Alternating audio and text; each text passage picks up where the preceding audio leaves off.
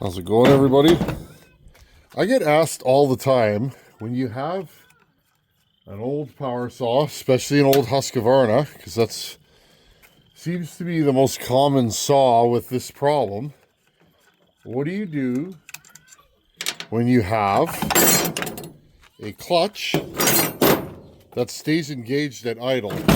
Okay, what do you do with that? How do you fix that? So I'm gonna fire this thing up.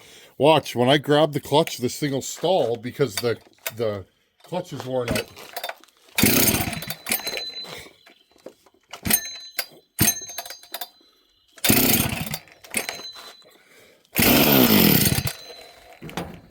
Ooh, she's a big saw, friends.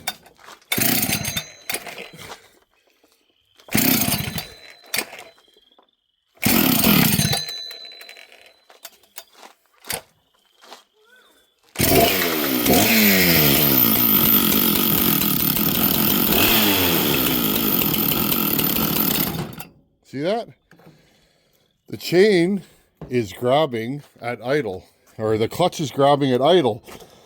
And you'll notice that when you have a saw like this, because your chain will not stop no matter how much you slow down the idle.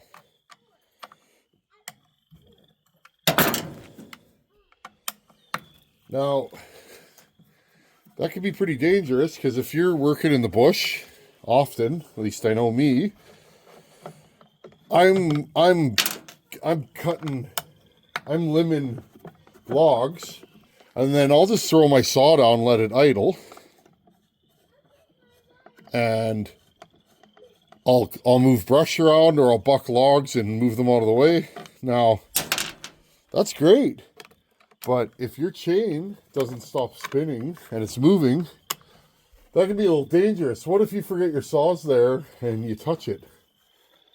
Well, at the very least, you grab your pant leg or your boot and the saw stalls, but at the very most, you just cut yourself. Now, it's always good to be cognizant of where your saw is at, or where your eliminator top cover is at. Hey, friends. Anyways, you guys are asking about that. It's the only eliminator I've ever had. So the question is, what do you do with that? Well, you replace the spring. Now, that was nice. This is reefed in there. Such a beautiful night out. People are asking when does it warm up there? About now. It's remember, I'm in Manitoba, so we're fairly far up north. Compared to most of you, we're really far up north. The weather here today was about in the 70s, low 70s Fahrenheit. Not bad weather. Not far off what it was when I was just in California a couple weeks ago. The difference is here at night, it still gets really cold. Okay, friends, now what you want to do is, you want to see where the piston's at. This thing's so full of soot. Okay. You want to get that piston to top dead center. Now, I need to pull this off because my recoil will not allow me to spin the motor around backwards, which is what I need to do to take this off. Okay, so I'm going to take the 4 bolts off for the recoil. Okay, I'll do that off camera. And furthering our discussion about 281s and 181s, well, the 281 was an XP because this cover says so. So, you know a 288 cover? This is a 288 cover because it has a decomp hole. 181s do not have a decomp hole. Just some interesting collector nerd stuff that probably doesn't mean much to most of you, but okay. So what I want to do here is I want to close the exhaust port. Okay. Now I'm going to take a bunch of recoil rope, starter rope. I'm going to pack it in here. You can use a metal piston stop. I don't ever do that. I have seen guys crack piston crowns by doing that. And usually it'll tell you which way is off. Off is this way. Okay, so turn it forward. Now I got a big 3/4 inch wrench here.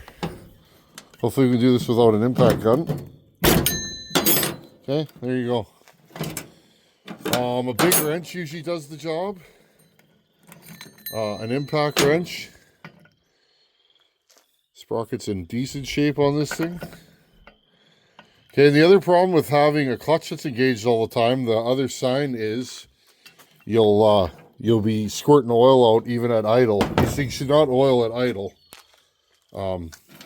That's part of the design of the modern clutches. Okay. I don't know about you, but I like to have 9 or 10 spare vices around.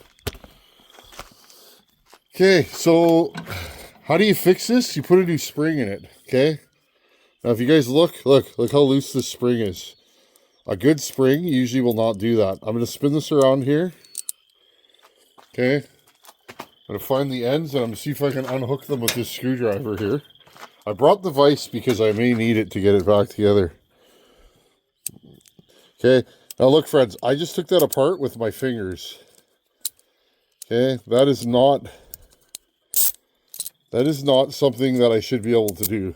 Okay. This spring is pretty worn. Okay. Now, years ago, one of you great people out there sent me a package of factory Husqvarna springs. Now, I don't know. This spring seems a little short. So this may not be the right spring for this application, but we're going to see if we can get it to fit in there. I don't know if we can. I think these may be 266 springs. But, oh.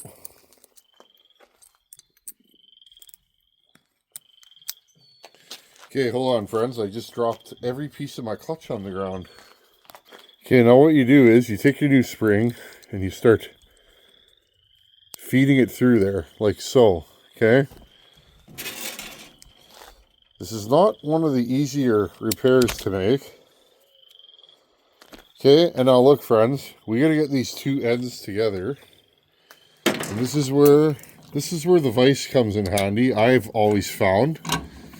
There was a point in time, friends, where I was almost totally working on 266s. That was like all I cared about, all I was working on, and most of those have a bad clutch spring. Okay, I'm gonna find some tools. I used to have spring pullers, and I think I still do. Problem is with a spring puller is it's too big for the spring. Just give me a second here. Okay, friends, so I put a nail through this end, and I'm gonna try my darndest. I don't know if this is the right length spring. I really don't. Usually I use these. You put this in there and you can pull it together usually. If you pin it with this, there we go. I usually just, and once in a while, friends, if you do it well, you can open your finger wide open. You got to donate some skin to the project, right? Okay, note to self, keep finger away from there. Let's see if I can do this on video. This is probably my least favorite chainsaw job. Hold on a second, friends. You get the idea, though. Pull the two together. I got to get a better pair of pliers for this. Okay, friends, there we go. Piece of wire wrapped around one end, tied to one of the rails here. And then I bent the loop a little bit farther over and hooked them together. And then just squeezed them with a pair of needle nose. Now, if you look, this thing's tight now. It's got a little bit of give to it, but that's completely normal. Okay, let's get all this junk out of the way. Let's put this saw back together. hopefully that repairs it. Now, friends, that took me half an hour, 45 minutes to get that on there. So it is a fumbly job, not something you want to do if you're in a hurry or in the bush. Okay, remember lefty tighty on this. It's reverse thread. Okay, back this way. Okay, put that all back together. Put the recoil back on. Oh, look at these starter paws again. I don't know why they're getting... These starter paws like to get hooked. Makes this thing a little bit hard to start. Okay, I'll put these 4 screws back on here. Off camera. Okay, recoil's on. Put this dirty spark plug back in there.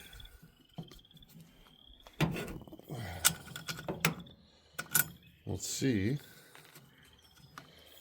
Let's see if this thing's fixed now. I can't handle a saw where the chain just continually spins. I can't do it, friends. It's one of my pet peeves. Okay, a little choke action. This is on. We'll give it fast idle. Okay.